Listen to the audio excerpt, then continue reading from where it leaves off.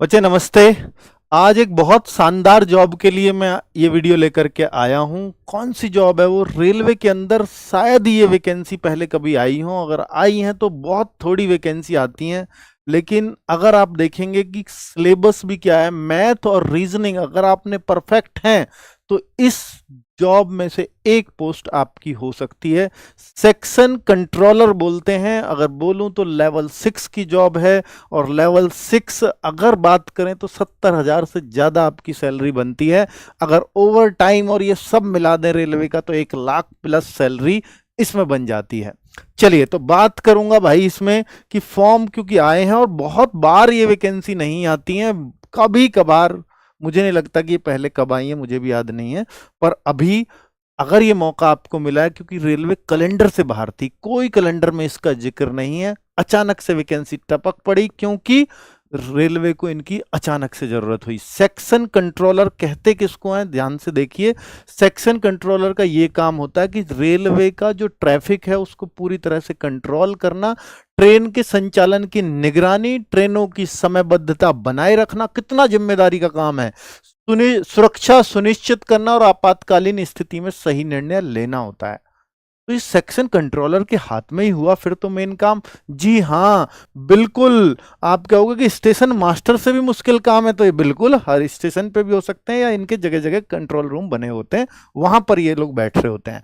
ठीक है, चलिए अगर हम बोलें कि भाई कि इसके फॉर्म कब आए हैं, तो फॉर्म आए हैं 14 तारीख से। ठीक है, 14 तारीख से नहीं, ओपनिंग तो 15 से ही हुई है। आज हालांकि मैं थोड़ा वीडियो बनाने में लेट हो गया, 19 को बना रहा हूँ, 15 को फॉर्म, 15 से फॉर्म चल रहे हैं।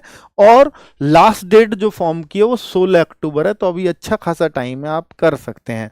बाकी आपका अगर फॉर्म में भगवान ना करे कोई गलती हो जाए, अगर हुई तो 17 तारीख से 26 तारीख तक उसे करेक्ट कर लेंगे। दूसरा, फॉर्म भरने की फीस अच्छी खासी है जो रेलवे में रहती है लगभग सभी एग्जाम्स के लिए, 500 रुपये हैं ऑल कैटेगरी के लिए। और इसमें से 400 वापस हो जाएंगे अगर आप एग्जाम में बैठते हैं तो। 250 रुपये हैं SC ST कैटेगरी और एक्स सर्विसमैन वगैरह के लिए, या EBC कैटेगरी के लिए, या PWBD कैंडिडेट्स के लिए 250 रुपये। ये 250 के 250 वापस हो जाएंगे अगर आप स्टेज 1 एग्जाम में बैठते हैं तो। ये CBT 1 स्टेज क्या है मैं आगे बताऊंगा, क्योंकि इसमें एग्जाम भी सिर्फ एक ही है।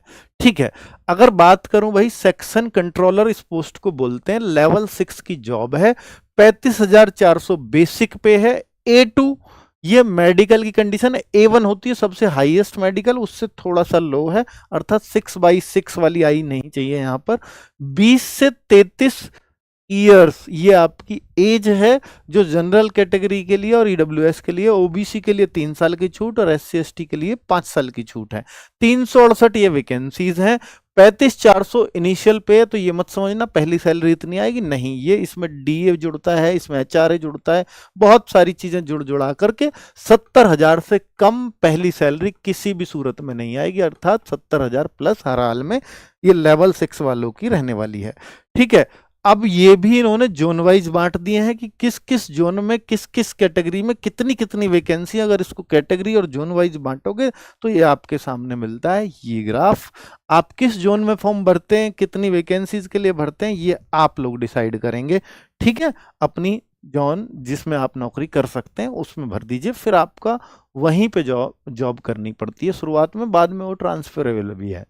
आगे अगर बात करूं भाई, ये वैसे उसने बता दिया कि 20 से देते हैं, लेकिन जो एज की कैलकुलेशन है वो 1/1/2026 को की गई है, अर्थात 1/1/2006 से बाद का बच्चा इस फॉर्म को नहीं भर सकता, क्योंकि 20 साल कम से कम एज चाहिए, इससे पहले सब भर देंगे। और ये OBC के लिए डेडलाइन दे दी है, SC के लिए, SC ST के लिए और UR EWS के लिए।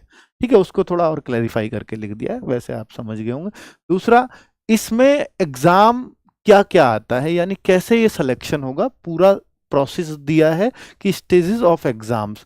सबसे पहले CBT होगा। CBT कहते हैं online test, computer based test, जिसमें केवल मैथ्स एंड रीजनिंग आएगा।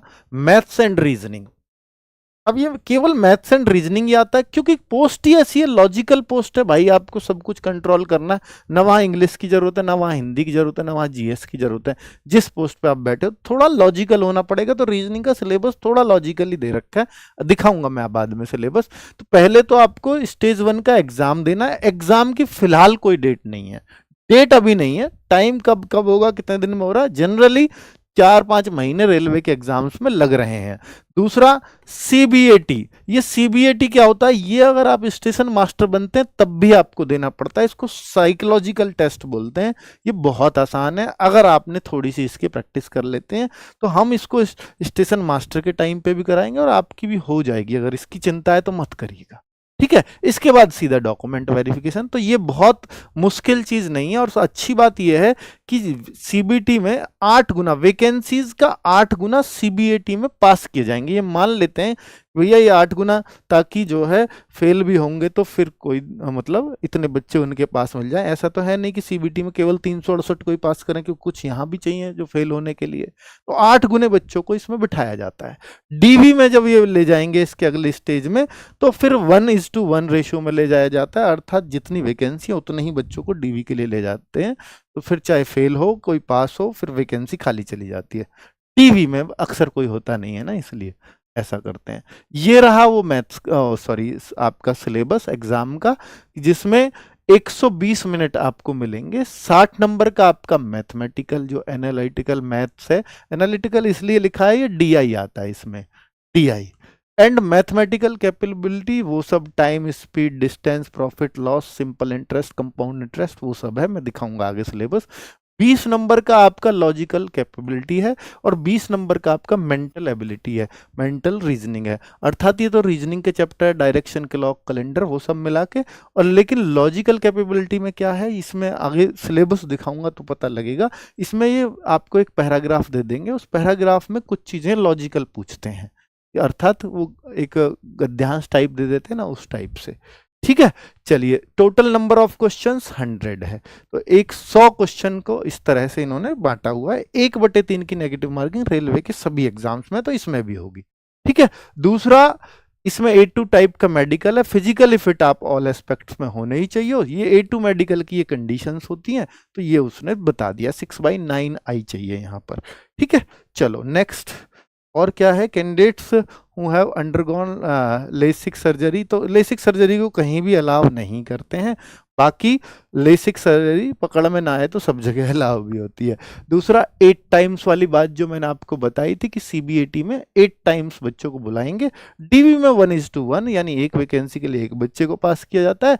सीबीटी के बाद सीबीएटी होगा, और सीबीटी का 70% वेटेज और सीबीएटी का 30% वेटेज, जो उसमें आए हुए मार्क्स का, इस तरह से बना करके ये 100 में से आपकी मेरिट बना देंगे, ठीक है। तो इसके मार्क्स का जो मार्क्स आएंगे उसका 70% और इसके जो मार्क्स आएंगे उसके 30%, तो उस तरह से एक कट ऑफ ये बना देते हैं, फाइनल कट ऑफ। देखिए, जो फाइनल कट ऑफ लगेगी वो सीबीएटी के 30% मार्क्स और सीबीटी के 70% मार्क्स को मिला करके लगेगी। चलो देखें आगे कि भाई ये जो ग्रेजुएशन, सिंपल इसमें ग्रेजुएशन चाहिए आपको, कोई एक्स्ट्रा इसमें क्वालिफिकेशन नहीं है। Before applying for the post against notification, candidate should satisfy themselves that they fulfill eligibility norms including educational qualification, medical standard। तो वो सब कुछ उसने बताया हुआ है कि भैया आपके जो जितनी भी कंडीशन है, जो भी डॉक्यूमेंट्स हैं, वो सब जो है क्लोजिंग डेट से, फॉर्म की क्लोजिंग डेट से पहले बने हुए होने चाहिए। एजुकेशनल सर्टिफिकेट आपकी ग्रेजुएशन है, ठीक है। और दूसरा, इसमें एक आपको जो ओबीसी का, अगर आप ओबीसी या एससी या एसटी या ईडब्ल्यूएस से बिलोंग करते हैं, जनरल वालों को जरूरत नहीं है, तो ये कास्ट सर्टिफिकेट आपको बनवाना पड़ेगा, कास्ट सर्टिफिकेट। और ये भी आपका सेंट्रल का होगा तो बेस्ट होगा, ठीक है। और ये इस डेट से पहले बना हुआ होना चाहिए, 14/10/2025 से पहले, ठीक है। ये क्लियर उसने कर रखा है। बाकी सिलेबस फॉर सीबीटी, तो सिलेबस आप समझ सकते हैं कि मैथमेटिक्स का, क्योंकि देखिए वही सब कुछ है जो आप कहते हैं ना, प्रॉफिट लॉस, एवरेज हो, परसेंटेज हो, speed, distance, power and work, और algebra, linear equation, arithmetic progression, AP बोलते हैं जिसको, एपीजीपी, तो ये LCM, HCF, geometry, area and volume, probability and statics, वही जो रेलवे के लगभग हर एग्जाम में रहता है, चाहे ग्रुप डी हो वहाँ भी यही सिलेबस देखने को मिलेगा। तो ये है आपका डीआई। डीआई तो आप समझते ही हैं, वही ग्राफ चार्ट वगैरह सब कुछ, पाई चार्ट वगैरह सब यही रहता है। दूसरा लॉजिकल कैपेबिलिटी, तो इसमें एक लॉजिकल, दो पार्ट हैं इसके। ए पार्ट जिसमें 20 नंबर की रीजनिंग है स्पेशली, और 20 नंबर का ये आपका कॉम्प्रिहेंसिव पैसेज है जो आपको दिया जाएगा। वो किसी भी सब्जेक्ट पर आधारित हो सकता है वो पैसेज जो इसने बताया, या तो वो हिस्ट्री या सोसाइटी, लिटरेचर से हो सकता है, साइंस से हो सकता है, एनवायरनमेंट, मतलब जैसे एक पैराग्राफ आ जाता है उसमें से क्वेश्चन आंसर छांटने होते हैं, वैसा ही वो इन सब्जेक्ट पे कुछ भी हो सकता है। तो ऐसे ना समझे यहाँ कि इसको पढ़ के हिस्ट्री भी है जी सिलेबस में, तो लिटरेचर भी है, साइंस भी है, नहीं, ये इन पे पैराग्राफ हो सकता है, वो इसने बताया। और उस पर इस तरह से हम आइडिया कुछ पूछ सकते हैं क्वेश्चंस, जैसे उसका मेन आइडिया क्या है उस पैराग्राफ का, सपोर्टिंग आइडियाज क्या है, तो इस तरह से लॉजिकल क्वेश्चंस पूछेंगे हम। तो उस तरह की चीजें आपको देखनी होंगी इस 20 नंबर को करने के लिए, लॉजिकल वाली रीजनिंग को। आगे मेंटल रीजनिंग है, तो मेंटल रीजनिंग में तो आपको सबको पता ही है, वही सब रीजनिंग में होता है। तो कुल मिलाकर के ये पूरा सिलेबस मैथ एंड रीजनिंग पर ही डिपेंड कर रहा है। ठीक है, चलो और एक है नॉर्मलाइजेशन। भैया नॉर्मलाइजेशन तो होगा ही जब कई शिफ्टों में एग्जाम होता है, हालांकि 368 पोस्ट हैं, बहुत ज्यादा फॉर्म इन पोस्ट को देख करके नहीं आएंगे। जिन बच्चों को दमदार लगता है वही इसको फॉर्म को भरेंगे, तो फिर बहुत ज्यादा शिफ्टों में एग्जाम भी नहीं कराना पड़ेगा। पर फिर भी जितनी शिफ्टों में होगा तो नॉर्मलाइजेशन कराया जाएगा। तो ये सब कुछ उन्होंने समझाया हुआ है।